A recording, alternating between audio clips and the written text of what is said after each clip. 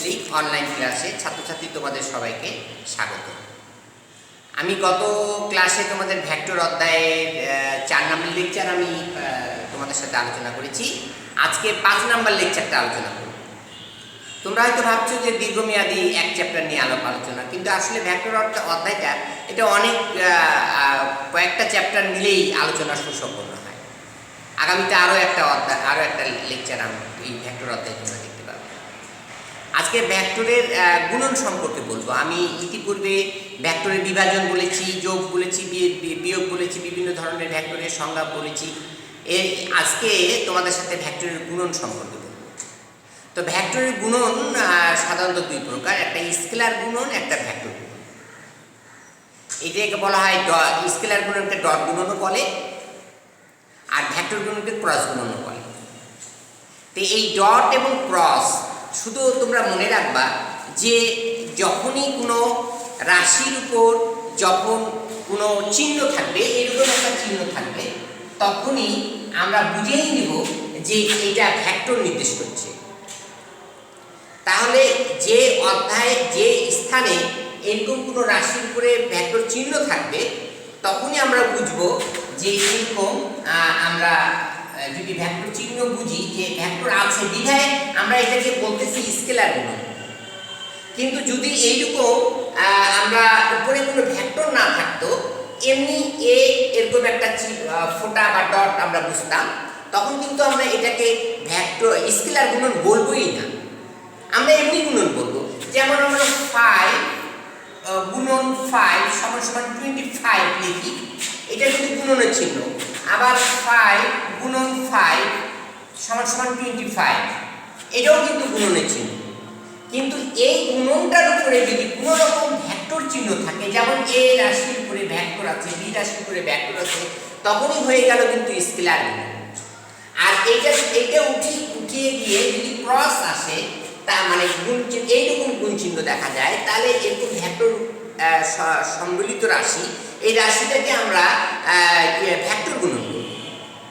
তাহলে শিক্ষার্থীরা, আমরা শুধু ক্রস এবং ডট যেখানেই থাকবে সেখানেই আমরা কিন্তু এভাবে বলবো না যে এটা স্কেলার গুণন, এটা ভেক্টর গুণন।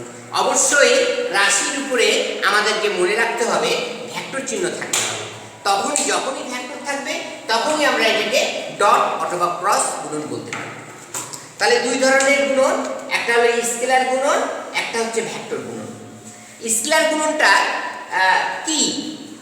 স্কেলার গুণন হচ্ছে দুইটি ভেক্টর রাশিকে গুণ করে যদি একটা স্কেলার রাশি পাওয়া যায়, তাহলে সেটাকে আমরা স্কেলার গুণন বলবো। তাহলে এই গুণফলের মান হবে রাশিদ্বয়ের মানে এবং অন্তর্ভুক্ত কোণের কোসাইনের গুণফলের সমান। অর্থাৎ এখানে দেখো এ একটা ভেক্টর, বি একটা ভেক্টর, এখানে আমি ডট স্কেলার গুণন, এখানে অবশ্যই আমি ডট ডাক দিব, তাহলে এটাকে আমি স্কেলার গুণন করব। তাহলে এই রাশিদ্বয়ের মানে বললাম যখন, অর্থাৎ এখানে দেখো ভেক্টরের উপর আমরা মানের চিহ্ন দিলাম, তা রাশিদ্বয়ের মানে অর্থাৎ এ ভেক্টরের মান এবং বি ভেক্টরের মানে, রাশিদ্বয়ের মানে এবং মধ্যবর্তী কোণের কোসাইনের মানে কস থিটা, তাই না, কস থিটা। তাহলে এ ডট বি সমান এবি কস থিটা। তাহলে মান এর মান অর্থাৎ এ, বির মান অর্থাৎ বি, আর এদিকে কস থিটা আমরা এইভাবে লিখতে পারি। তাহলে এ ভেক্টর বি ভেক্টর আমরা স্কেলার গুণনে সমান সমান লিখতে পারি এ ডট বি সমান সমান এবি কস থিটা। তুমি এভাবে লেখার পরও এভাবে আসতে পারো, আবার সরাসরি এভাবে আসতে পারো। তাহলে যেহেতু এটা মান প্রকাশ করতেছে মডুলাসের মাধ্যমে, সেহেতু তার মান এ। আমরা আগেও পূর্বে আলোচনা করেছিলাম যে মানকে আমরা একটা শুধু ভেক্টর বাদ দিয়ে একটা রাশি দিয়ে আমরা প্রকাশ করতে পারি। তাহলে আমরা এই ডট বিশ্লেষণ নেব। তাহলে দেখো চিত্রে একটু লক্ষ্য করো, যদি এ একটা ভেক্টর হয়, এটাকে আমরা পি ভেক্টর নির্দেশ করতেছি, আর এটা একটা হলো তোমার টি, একটা কিউ ভেক্টর নির্দেশ করতেছি। তাহলে পি কি? তাহলে ও এ এবং ও সি, ও এ মানে এবং দিকে এ পি ভেক্টরকে নির্দেশ করতেছে, ও সি মানে এবং দিকে কিউ ভেক্টরকে নির্দেশ করতেছে। তাহলে পি, আমরা পি এবং কিউ দুটি ভেক্টর যদি হয়, তাহলে দেখো এর মধ্যবর্তী কোণ হচ্ছে থিটা। তাহলে আমরা লিখতে পারি এই চিত্রের মাধ্যমেও লিখতে পারতেছি, দেখো যে P ডট কিউ সমান সমান PQ cos থিটা। তাহলে চিত্রের মাধ্যমেও দেখতে পাচ্ছি। এখন যদি আমরা বলি যে দুইটা ভেক্টর মধ্যবর্তী কোণ থিটা, তাহলে পি ও এ বরাবর একটা ভেক্টর ক্রিয়া করতেছে, ওসি বরাবর ক্রিয়া করতেছে। তাহলে আমরা এখান থেকে একটা লম্ব অঙ্কন করি, এই সি বিন্দু থেকে একটা যদি লম্ব অঙ্কন করি, তাহলে আমরা এই অংশটুকু হচ্ছে কিউ কিউ, দেখো এই অংশটা হচ্ছে Q Q cos theta, Q cos theta কতটুকু? এইটুকু, ঠিক আছে? তাহলে এই অংশটা হচ্ছে কিউ cos থিটা। এই কিউ cos থিটাটা কিসের? এটা হলো এই যে কিউ ভেক্টরের উপাংশ, কিউ ভেক্টরের উপাংশের মাধ্যমে প্রকাশ করলে আমরা এই ও এখানে যদি আমরা একটা নতুন নাম দিই, মনে করো টি, তাহলে ওটি পর্যন্ত ওটিটা হচ্ছে কিউ cos থিটা, এই পর্যন্ত। তাহলে এই কিউ ভেক্টরটা এই পি ভেক্টরের দিকে কিউ cos থিটা এই উপাংশে তার ক্রিয়া করতেছে। যদি তুমি বলো তাহলে কি কিউ পি ভেক্টরের এটা ক্রিয়া করবে না? অবশ্যই। যদি আমি উপাংশের মাধ্যমে দেখাই, তাহলে এখান থেকে একটা আমি লম্ব অঙ্কন করতে পারি। ধরে নিলাম এটার নাম দিলাম এস। তাহলে এইখানে তো আমরা এই অংশটুকু যেমন কিউ cos থিটা, তাহলে এই অংশটা হলো পি cos থিটা, সেটা হলো এই পর্যন্ত।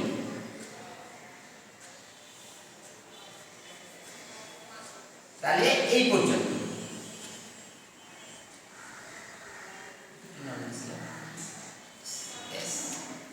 আচ্ছা, তাহলে আমাদের যে এই পি এর যে পি ভেক্টরটা, মানে এ কে আমরা পি ভেক্টর দিয়ে প্রকাশ করেছি। তাহলে এই পি ভেক্টরের একটা উপাংশ কাজ করতেছে পি cos থিটা এই কিউ ভেক্টরের দিকে, আর কিউ ভেক্টরটা উপাংশ একটা কাজ করতেছে তোমার এই পি ভেক্টরের দিকে, সেটা কিউ cos থিটা। তাহলে উপাংশের মাধ্যমে যদি প্রকাশ করা যায় স্কেলার গুণনকে, তাহলে আমরা এরকম করে আমরা ব্যাখ্যা করতে পারি। যদি বলি উপাংশের মাধ্যমে প্রকাশ করো, তাহলে আমরা এভাবে দেখাইতে পারি। আমরা এখান থেকে একটা লম্ব অঙ্কন করতে পারি, আবার এখান থেকে আমরা একটা লম্ব অঙ্কন করতে পারি। এই লম্ব অঙ্কনের মাধ্যমে আমরা দুই ভেক্টরের দুই দিকে দুইটা উপাংশ দেখাইতে পারি। তাহলে যদি উপাংশ হয়, তাহলে এখন এখান থেকে দেখো যে আমরা যদি আবার এই উপাংশকে আবার লম্ব অভিক্ষেপও বলে। এই যে কিউ cos থিটাটা কি, যে পি এর দিকে কিউ এর লম্ব উপাংশ অথবা লম্ব অভিক্ষেপ, এবং কিউ এর দিকে পি এর লম্ব অভিক্ষেপ অথবা লম্ব উপাংশ, তাহলে সেটা কি পি cos থিটা। আর পি ভেক্টরের দিকে কিউ এর লম্ব উপাংশ বা লম্ব অভিক্ষেপ, সেটা কিউ cos থিটা। তাহলে এইরকম সিমিলারলি তুমি এই ধরনের একটা ইকুয়েশন দিয়ে তুমি গাণিতিক রাশিমালাও প্রকাশ করতে পারো, মানে একটা গাণিতিক অঙ্ক করতে পারো। বলতেই পারে যে পি একটা ভেক্টর এবং কিউ একটা ভেক্টর, তা পি ভেক্টরের দিকে কিউ এর লম্ব অভিক্ষেপ নির্ণয় করো, পি ভেক্টরের দিকে কিউ এর লম্ব অভিক্ষেপ নির্ণয় করো, যার অভিক্ষেপ তার cos থিটা নিবা। অর্থাৎ আমার যার পি ভেক্টরের দিকে কিউ এর লম্ব অভিক্ষেপ বলছি যে পি ভেক্টরের দিকে, তাহলে আমি তখন কিউ cos থিটা, তাহলে আমরা বা Q cos theta is equal to P dot Q divided by কি থাকলো, তাহলে পি ডিভাইডেড বাই পি, যার লম্ব অভিক্ষেপ তার cos থিটা নিয়ে আসবে, এটা বের করতে হচ্ছে। পি ভেক্টরের দিকে কিউ ভেক্টর, পি ভেক্টরের দিকে কিউ ভেক্টর লম্ব অভিক্ষেপ, তাহলে লম্ব অভিক্ষেপ যার লম্ব অভিক্ষেপ তার cos থিটা। তাহলে এই আমরা কিউ লম্ব অভিক্ষেপ কিউ ভেক্টর লম্ব অভিক্ষেপ যাচ্ছে, তাহলে কিউ cos থিটা নিয়ে আসলাম। তাহলে কিউ cos থিটা নিয়ে আসলে এখানে থাকতেছে P dot Q divided by P. তাহলে আমরা এটা পি ডট কিউ মান বের করে নিতে পারি। আমরা ধরেই নিতে পারি যে যদি বলে স্যার অঙ্কটা আপনি বলতেছেন আমি বুঝতেছি না, যদি বুঝতে না পারো, তাহলে দেখো আমরা এখানে যদি পি ভেক্টর সমান আমরা 2i + 2j প্লাস 2k এরকম আমরা যদি নিতে পারি কিউ একটা ভেক্টর মনে করো 3i প্লাস 3j একটা নেগেটিভ আমরা নিতেই পারি শুধু k দিয়ে, ঠিক আছে। তাহলে p একটা ভেক্টর কিউ একটা ভেক্টর, আমি সেটাই বলছি। তাহলে এই দুই ভেক্টরের আমরা ডট প্রোডাক্ট করব। এবার ডট প্রোডাক্টে অঙ্ক শিখেছি আমরা p ডট কিউ কিভাবে করা যায়, আর আমাদের শুধু p এর মান কি করে বার করা যায়। তাহলে এখানে p ডট কিউ করে আমরা কি করব, আমরা মান বসাই দিব, আর p ভেক্টরটা শুধু মান বসাবো। তাহলে এই দুইটা মান বসিয়ে ক্যালকুলেশন করে যেটা রেজাল্ট পাবে সেটাই হলো p এর দিকে কিউ ভেক্টরের লম্ব বিক্ষেপ। তাহলে আমরা অবশ্যই লম্ব বিক্ষেপের অঙ্ক থেকে ভয় পাবো না শিক্ষার্থীরা। তোমরা লম্ব বিক্ষেপ, যার লম্ব বিক্ষেপ বের করতে বলবে তার cos θ নিবা। যদি বলে যে p ভেক্টরের লম্ব বিক্ষেপ তাহলে t cos θ, q ভেক্টরের লম্ব বিক্ষেপ q cos θ। এই p ডট q অর্থাৎ স্কেলার গুণন থেকে আমরা এই জিনিসটা বের করে নিতে পারবো। তাহলে লম্ব বিক্ষেপের আমরা অঙ্ক দেখলে ভয় পাবো না। আচ্ছা, তাহলে এটা গেল স্কেলার গুণন। এখন p ডট a ডট, এখন এই অঙ্কগুলো করার সময় এই যে আমি i j কে দিয়েছি, দেখো একক ভেক্টরগুলা, এই একক ভেক্টরগুলা i j কে দেওয়া আছে, এগুলোর আবার আমাদের একটা সূত্র মনে রাখতে হবে। যেমন এই সূত্রটা দেখো, i ডট i সমান সমান j ডট j সমান সমান k dot k is equal to 1 i j j k k i i k i। তাহলে এটা সমান সমান কি হবে 0। i i j j k k সমান সমান 1, i j j k k i সমান সমান 0। অর্থাৎ সাইক্লিক অর্ডারে যদি আমরা এটা সাইক্লিক অর্ডার চিন্তা করি, তাহলে এটাকে যদি i ধরি, এটাকে যদি আমরা j ধরি, এটাকে যদি k ধরি, তাহলে i j j k k i এই প্রসেসে তোমার হলো যা হবে তাই হবে 0। যদি এটার উল্টাটাও ধরি, i j k j j k i j dot i, তাও কিন্তু 0 হবে। শুধু একমাত্র একই রকম যদি একক ভেক্টরগুলি থাকে i i j j k k তাহলেই হবে 1। অর্থাৎ i i থাকলেও 1 হবে, j j থাকলেও 1 হবে, k ডট k থাকলেও 1 হবে। এইটাই হলো স্কেলার গুণনের সূত্র। মানে এই সূত্র একক ভেক্টরগুলা দিয়েই আমরা মানগুলো নির্ণয় করি। যেমন ধরে আমি তোমাদের একটু দেখাই যে এই i ডট i কেন 1 হয়। i ডট i কেন 1 হয়, দেখো দুইটি ভেক্টর যদি একই দিকে ক্রিয়া করে, তাহলে ওই x অক্ষ বরাবর তো আমরা ধরেই নিই যে x অক্ষ বরাবর এবং y অক্ষ বরাবর z অক্ষ বরাবর এইদিকে আমরা i ধরে নিয়েছিলাম না, এদিকে আমরা i ধরে নিয়েছিলাম, এদিকে i ধরে নিয়েছিলাম, এদিকে j ধরে নিয়েছিলাম, এদিকে k ধরে নিয়েছিলাম। এটা তিনটি অক্ষ বরাবর। কিন্তু যদি দুইটি অক্ষ বরাবর হয় তাহলে আমরা এদিকে ধরে নিই i, এদিকে ধরে নিই i, এদিকে ধরে নিই j। তাহলে একই অক্ষ বরাবর যদি দুটি ভেক্টর কাজ করে, তাহলে i ডট i তোমার স্কেলার গুণন অনুসারে তুমি লক্ষ্য করো যে আমি কি বলেছিলাম a ডট b সমান সমান ab cos θ।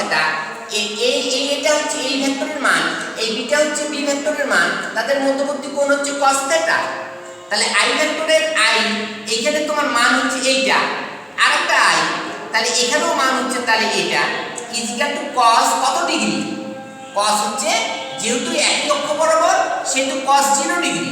তাহলে cos 0 ডিগ্রি মান হচ্ছে 1, আর একক ভেক্টরের মান কি 1, তাহলে 1 ইনটু 1 ইনটু 1 অর্থাৎ 1। এই জন্য i ডট i সমান সমান 1, j ডট j সমান সমান 1, k ডট k সমান সমান 1।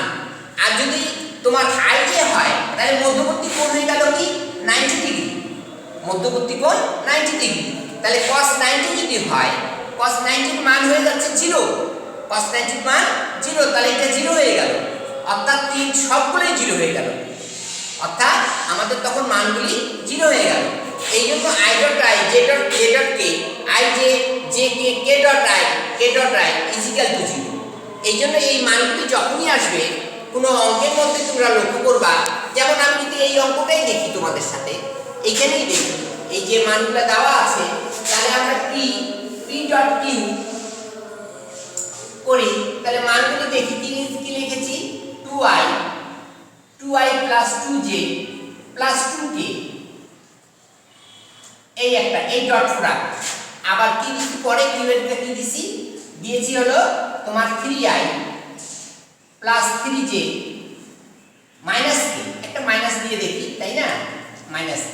তাহলে এখানে আমরা কি করব দেখো, নিয়ম হচ্ছে যে এইটাকে দিয়ে এই এই এর তিনটা রাশিকে গুণ করতে হবে, আবার এইটাকে দিয়ে এই তিনটা রাশিকে গুণ করতে হবে, এইটাকে দিয়ে তিনটা রাশিকে গুণ করতে হবে, অর্থাৎ 9টা রাশি আমরা পাবো। শিক্ষার্থীরা দেখো 9টা রাশি পাবো, কিন্তু 9টা রাশি গুণ করে আমাদের লাভ নাই, কারণ ম্যাক্সিমাম গুলোই দেখা যাবে যে এইরকম তিনটা রাশি শুধু আমরা পাবো, আর বাকিগুলো এরকম i dot J J dot K dot K আসবে, তার মানে 0। ওইটাকে আবার এই মানগুলো দিয়ে গুণ করলে 0ই আসবে। যার কারণে আমরা শুধু কি করব দেখো, যে এইটার সাথে i এর সাথে i, অর্থাৎ 3 দুগুণে 6 6 i ডট i প্লাস এখানে দেখো 3 দুগুণে 6, এটাও 6, এখানে হলো j ডট j প্লাস এখানে দেখো মাইনাস, প্লাস মাইনাসে মাইনাস, তাহলে মাইনাস 2 2 1 2 k ডট k। তাহলে এখানে আমরা পাচ্ছি i ডট i মানে কি 1, তাহলে 6 প্লাস এখানেও 1 6 মাইনাস 2, অর্থাৎ 6 6 12 বিয়োগ কত 2, অর্থাৎ 10। আমরা p ডট q করে পেলাম 10।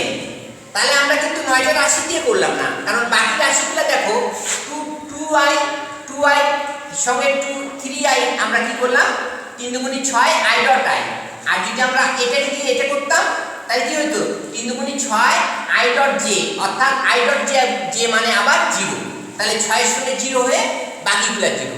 তাহলে 9টা রাশির মধ্যে 3টা রাশি আমরা পাচ্ছি সংখ্যা 1 দিয়ে গুণ করে আসে যাচ্ছে, আর বাকি যে 6টা রাশি সেই 6টা রাশি অলরেডি কি হয়ে যাচ্ছে 0 হয়ে যাচ্ছে। তাহলে আমরা এই ধরনের অঙ্কে যদি আমরা ডট প্রোডাক্ট করি তাহলে ঠিক আছে, আর আমরা ডট প্রোডাক্টের মাধ্যমে অর্থাৎ স্কেলার গুণের মাধ্যমে উপাংশের মাধ্যমে আমরা কিভাবে প্রকাশ করি সেটাও দেখেছি, এবং উপাংশের মাধ্যমে লম্ব বিক্ষেপ বা উপাংশ নির্ণয়, সেই উপাংশ নির্ণয় কি কোন রাশিমালা, এই ধরনের আমরা স্কেলার গুণনের যে রাশিমালা সেখান থেকে টেনে নিয়ে আসে এই ফর্মুলায় মানগুলো বসাবো, অর্থাৎ পি ডট কিউ যেভাবে বললাম সেইভাবে। আর পি এর মানটা তো আমরা জানি, পি এর মানটা আমরা কিভাবে করবো, শুধু পি ভেক্টরের মান, এই মান যদি চিহ্ন আমরা দেই সমান সমান কি হবে, ওই প্রত্যেকটা ভেক্টরে কি হবে i j k এর সবগুলা স্কয়ার হবে, তাহলে 2 square plus 2 square plus 2 square, অর্থাৎ আসলে রুট কত এখানে 4 প্লাস 4 প্লাস 4, অর্থাৎ রুট 2 4 4 8 4 12, রুট 12। তাহলে আমি এখানে কি বসাতে পারি, আমরা লম্ব বিক্ষেপের ক্ষেত্রে কি বসাতে পারি, এখানে যে আমি পেলাম 10, এখানে পেলাম 10 ডিভাইডেড বাই এখানে পেলাম রুট 12, এটা হলো आंसर। তাহলে আমরা এই কিউ cos থিটা অর্থাৎ আমরা পি এর দিকে কিউ ভেক্টরের লম্ব বিক্ষেপের মান পেলাম 10/√12। তাহলে এই ধরনের আমরা স্কেলার গুণফলের মাধ্যমে আমরা এই ধরনের লম্ব বিক্ষেপ, লম্ব উপাংশ এগুলো বের করতে পারবো। শিক্ষার্থীরা আরো দেখো, তাহলে আরো একটু দেখি আমরা যে আমরা এই যে এখানে আমরা a ডট b, আমরা যদি আমাদের যখন a ডট b করে যদি a ডট b যখন মধ্যবর্তী কোণ যখন দেখবে 0 হয়ে যাবে, থিটার মান যদি 0 হয় তাহলে কি পাবো, ab পাবো। a ডট b সমান ab cos থিটা, থিটা মানে যদি 0 হয়, 0 ডিগ্রি হয়, cos 0 মানে ab যদি পাই তাহলে বুঝবো পরস্পর কি হবে, ভেক্টরদের পরস্পর সমান্তরাল। আর যদি a ডট b করে যদি দেখা যাচ্ছে যে ab cos 90 ডিগ্রি, অর্থাৎ cos 90 ডিগ্রি cos 90 মানে 0, অর্থাৎ 0 আসতেছে, যখন a ডট b করে 0 আসবে তখন আমরা বলবো ভেক্টরদের পরস্পর কি লম্ব। আবার যদি আমরা দেখি যে a ডট b সমান সমান ab cos 180 ডিগ্রি, অর্থাৎ cos 180 ডিগ্রি মানে -1, তাহলে তখন যদি মাইনাস আসে মাইনাস আছে, মাইনাস এ বি আসে, তাহলে বুঝবো যে ভেক্টরদের পরস্পর পরস্পর কি বিপরীতমুখী এবং সমান্তরাল।